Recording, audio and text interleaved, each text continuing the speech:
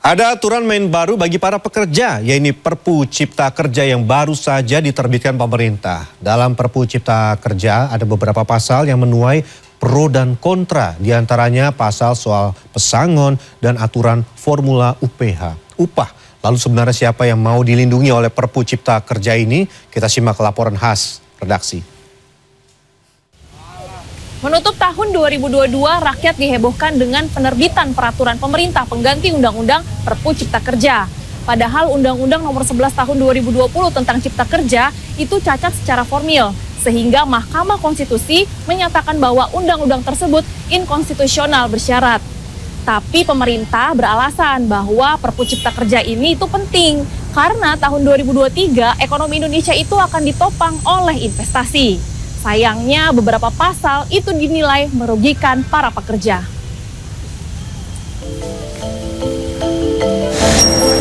Jika Anda seorang pekerja, Anda patut tahu bahwa ada aturan main baru dalam dunia kerja Anda. Jumat 30 Desember 2022, Presiden Joko Widodo mengumumkan pemerintah telah menerbitkan Perpu Cipta Kerja sebagai pengganti Undang-Undang Cipta Kerja yang dibatalkan Mahkamah Konstitusi. Presiden Joko Widodo mengatakan, selain untuk kepastian hukum, dengan dibatalkannya Undang-Undang Cipta Kerja oleh MK, ada pertimbangan terkait ekonomi Indonesia yang saat ini sedang tidak baik-baik saja. Begitu pula dengan prospek ekonomi pada 2023. Namun sayangnya sejumlah pasal dalam Perpu Cipta Kerja dinilai sama dengan isi Undang-Undang Cipta Kerja yang dibatalkan MK. Di antaranya adalah pasal-pasal yang dinilai merugikan pekerja. Pasal 64 ayat 1 tentang outsourcing atau alih daya. Menurut pasal ini, semua jenis pekerjaan dianggap bisa menggunakan tenaga outsourcing alias tenaga kontrak. Lalu pasal 156 ayat 2 soal pesangon yang saat ini dinilai lebih kecil dibanding aturan ketenaga kerjaan yang lama. Dalam rinciannya, karyawan yang terkena PHK hanya mendapat pesangon maksimal 9 kali upah. Selain itu ada pasal 79 ayat 2 huruf B yang mengatur waktu libur karyawan 1 hari dalam 6 hari kerja. Kami berharap Presiden pada waktu itu mengeluarkan Perpu untuk memperbaiki isi daripada Undang-Undang Cipta Kerja. Yang kedua, setelah kami mendapatkan salinan tentang Perpu nomor 2 tahun 2022, isi Perpunya terhadap Omnibus Law Undang-Undang Cipta Kerja, khususnya di klaster ketenaga kerjaan, jauh panggang dari api, tidak sesuai dengan harapan kawan-kawan buruh.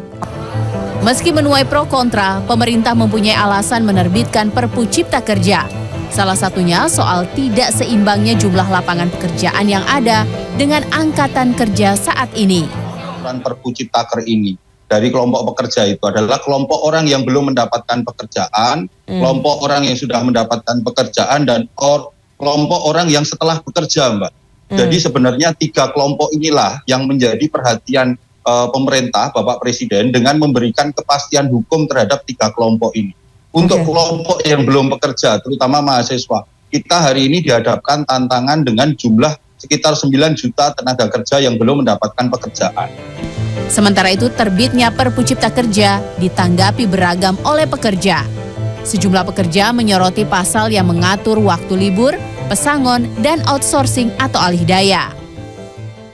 Soal pesangon yang dibayar hanya beberapa bulan saja gitu kan. Nah itu juga kan pesangon yang tidak sesuai dengan masa bakti kerjanya kalau tiba-tiba dia di PHK gitu kan.